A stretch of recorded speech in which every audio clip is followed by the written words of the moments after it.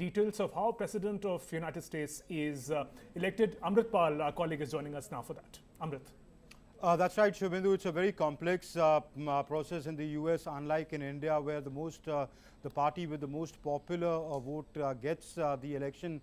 But there they have an electoral college. These electors get elected from the states. Today, the Americans, when they are voting, they are actually voting on the ballot. They have these electors in their states which they are voting for, and then the number of electors you get, and then if you get more than the other, then the whole state goes one way. The electors usually vote for the candidate they are selected for. If I can put it out in graphics and explain that to you, how the US president is elected.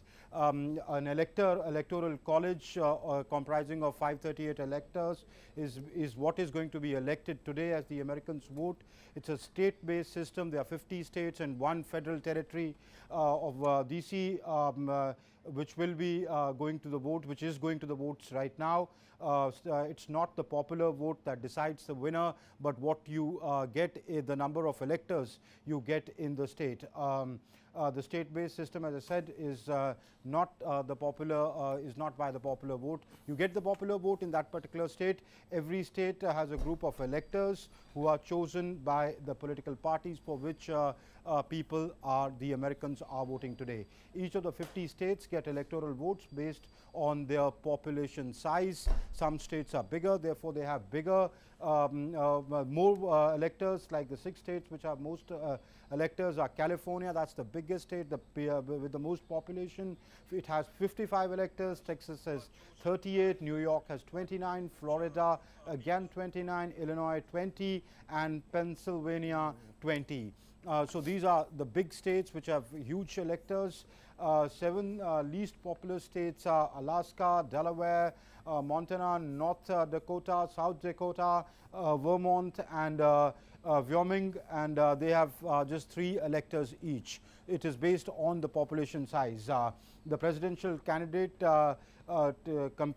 candidates compete to win the electoral college votes. So that's what these electors finally again vote. The candidate who wins the popular vote in a state gets all the electoral votes in that particular state.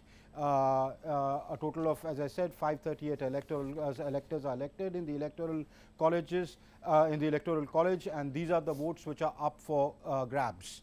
The winner is the candidate who wins 270 or more of these electoral college votes.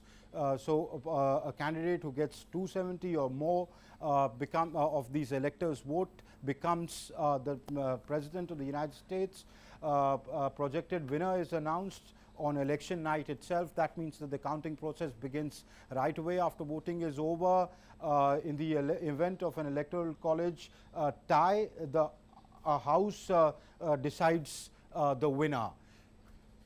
And so that's how this whole process works out. And these electors do vote later. If we look at on November 3rd, that's today, the United States presidential election takes place. The Americans are presently voting in different states of the United States.